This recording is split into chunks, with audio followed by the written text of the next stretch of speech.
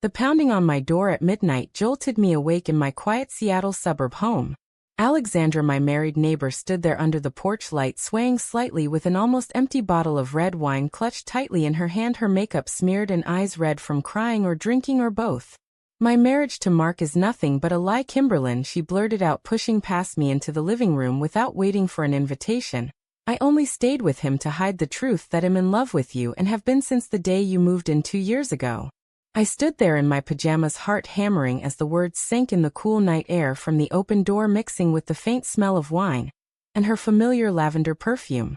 Alexandra was the picture-perfect wife next door, always waving with a bright smile, her lawn manicured, her husband Mark a successful accountant who traveled often for work. They hosted neighborhood barbecues and seemed to have it all, or so everyone thought, including me. At 28, Kimberlyn worked as a graphic designer from my home studio, kept to myself, mostly dated a few men in college, but never felt the spark, and lately had started questioning why my heart raced whenever Alexandra stopped by for coffee, or we chatted over the fence about books and movies. She sank onto my couch, head in her hands, the bottle clinking against the coffee table, as she continued, her voice thick with emotion.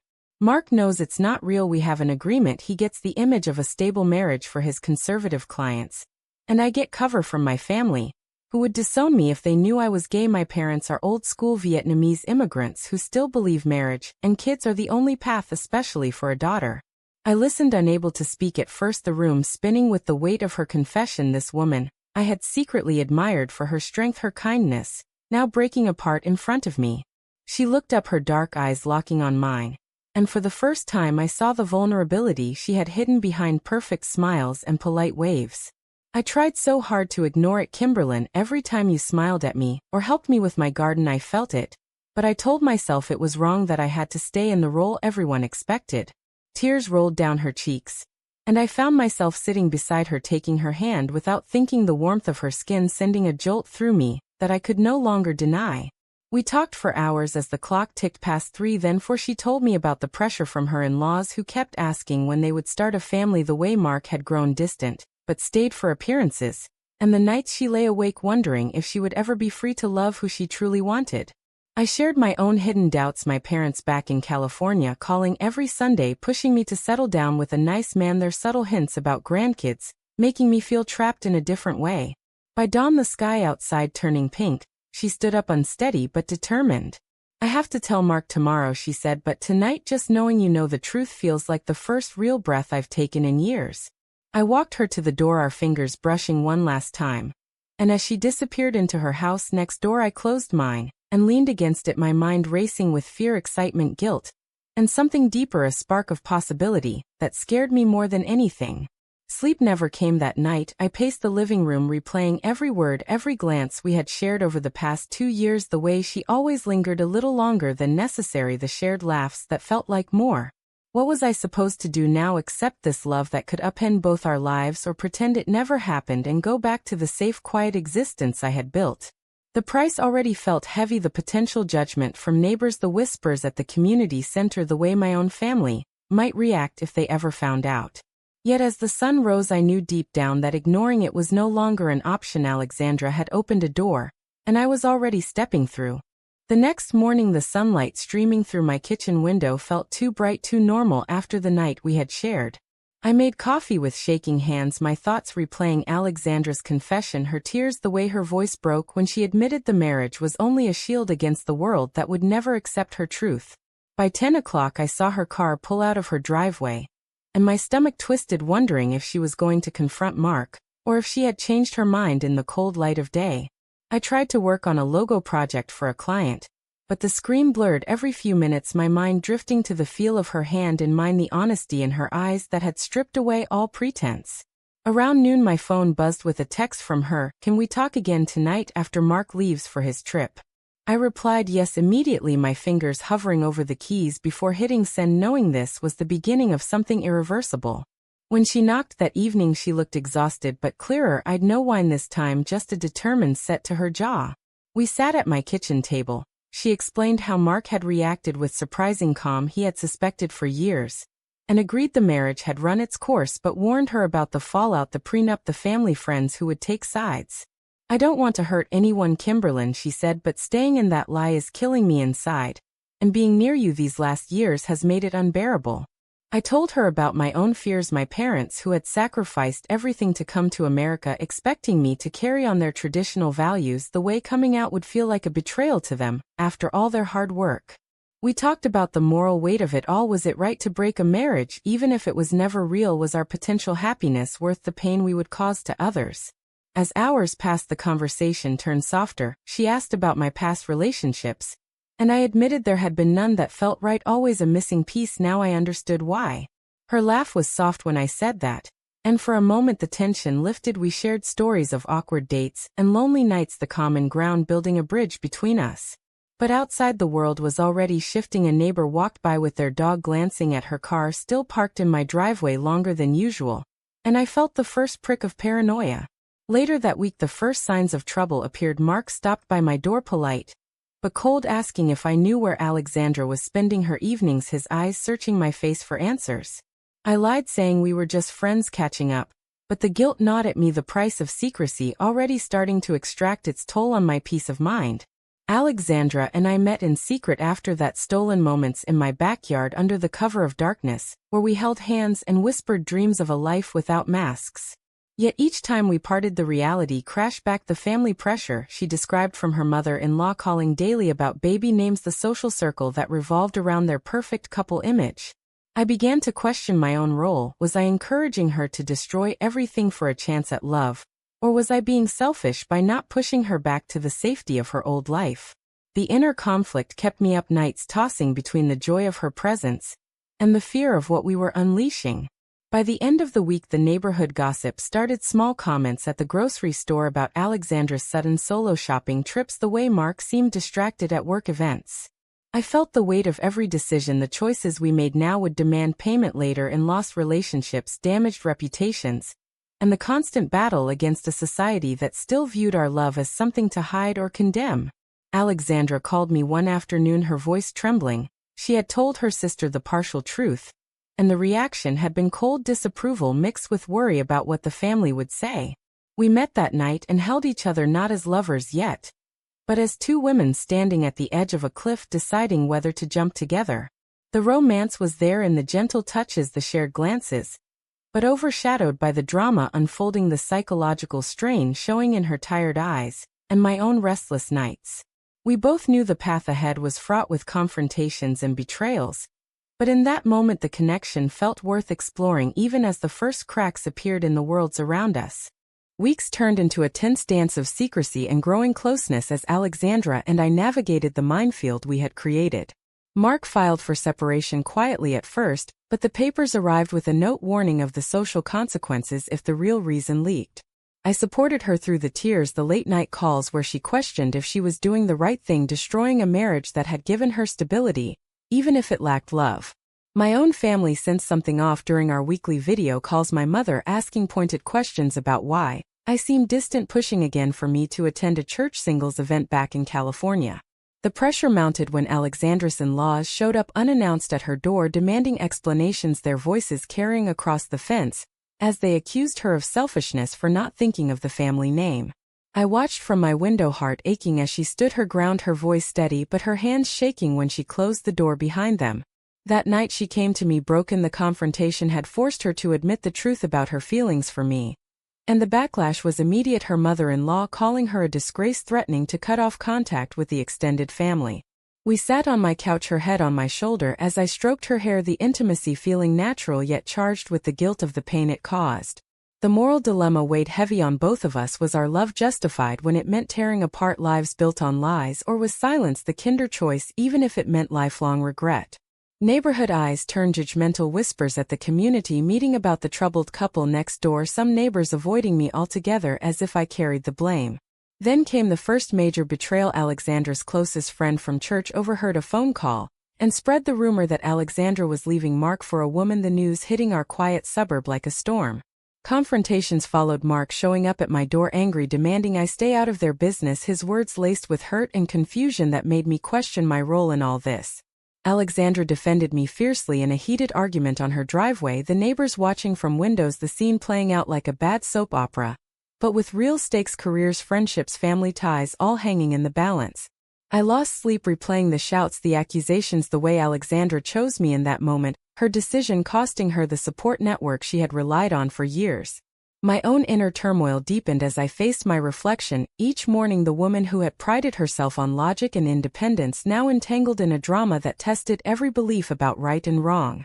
We tried to find moments of peace, small drives to the lake where we talked about the future, but even there the shadow of consequences loomed, the fear of being seen, the constant checking over shoulders. The tension built steadily with each passing day, the psychological strain showing in Alexandra's weight loss, and my own short temper at work, deadlines slipping as I prioritized her needs.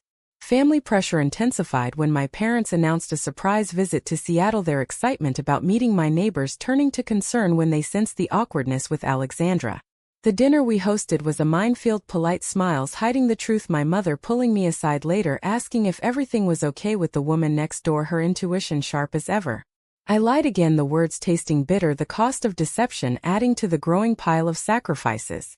Alexandra and I grew closer in the chaos, our bond strengthening through shared vulnerability, the romantic feelings blooming in quiet affirmations of love whispered in the dark, but always tempered by the reality of the price we were paying, friends distancing themselves, careers facing subtle biases at work, the community center canceling her volunteering spot with a vague excuse. The drama escalated when Mark leaked details to his colleagues, framing the separation as Alexandra's fault, the gossip mill churning out versions that painted us both as homewreckers. We faced it together, but the toll was visible in our exhausted conversations, the way we held each other a little tighter, knowing each choice brought us closer to breaking point. The climax of this phase came at the neighborhood block party, where stares and hushed conversations followed us everywhere, forcing Alexandra to make a public statement defending her truth, the confrontation leaving her in tears as old friends turned away. That night in my arms she whispered that the awakening was worth it, but I wondered if the pain we inflicted and endured would ever balance the scale of our happiness. The fallout from the block party spread like wildfire through our Seattle suburb, tearing at the fragile threads of our lives. Alexandra lost 2 close friendships in 1 week, former allies now crossing the street to avoid her, their judgment a constant reminder of the social prejudice we had underestimated. I faced my own battles at work when a colleague overheard rumors and questioned my focus, the subtle shift in team dynamics making me dread Monday mornings. The moral conflict raged inside me daily. Was I responsible for the destruction of Alexandra's old life? Or was she the one who had chosen to break free at any cost? She struggled to her nights filled with doubt, pacing my living room questioning if she had been selfish in confessing her love, the guilt over Mark's sadness weighing on her even as she affirmed her feelings for me. Family pressure reached a boiling point when Alexandra's parents flew in from California, their conservative values clashing violently in a 3-hour argument at her house, voices raised about duty, tradition, and the shame she was bringing on the family name. I waited anxiously next door, hearing snippets through the open windows, the accusations of betrayal cutting deep into her resolve. When they left, she came to me shattered, collapsing into my arms as we cried together, the emotional awakening mixed with raw trauma from the rejection. Betrayal came from an unexpected place. Her own sister, who had promised support, posted a vague social media message about family values that everyone knew was aimed at her, the comments flooding in with judgment and prayers for her soul. The psychological strain pushed us both to limits. I found myself snapping at small things, the constant vigilance of hiding our growing romance exhausting. We tried couples counseling in secret, the therapist helping us navigate the guilt, the decisions that had no easy right or wrong, the price each of us paid in lost family ties and community standing. My parents' visit turned confrontational when they met Alexandra, and sensed the connection, my father pulling me aside, warning about the dangers of alternative lifestyles, his words echoing the prejudice we fought daily. I defended us fiercely, but the conversation left a rift, the first real fracture in my relationship with them, the cost of authenticity hitting home. Alexandra faced a career setback when her part-time job at the local library received complaints from patrons, the director suggesting she take time off to avoid controversy, the financial strain adding to the emotional burden. We spent evenings planning a future together, small dreams of moving to a more accepting part of the city, but always tempered by the reality of the sacrifices, the broken marriage, the estranged families, the friends who had turned. Confrontations continued, Mark filing for divorce with added clauses that dragged her through legal meetings where lawyers questioned her choices, the humiliation deepening her inner turmoil. One night after a particularly brutal session, she broke down, admitting the fear that she had traded one cage for another, the love we shared beautiful but surrounded by pain. I held her, promising we would weather it, the bond between us strengthening through the trials, the romantic moments stolen in quiet parks where we could be ourselves without fear. Yet the awakening was bittersweet, each moment of happiness paid for with another loss.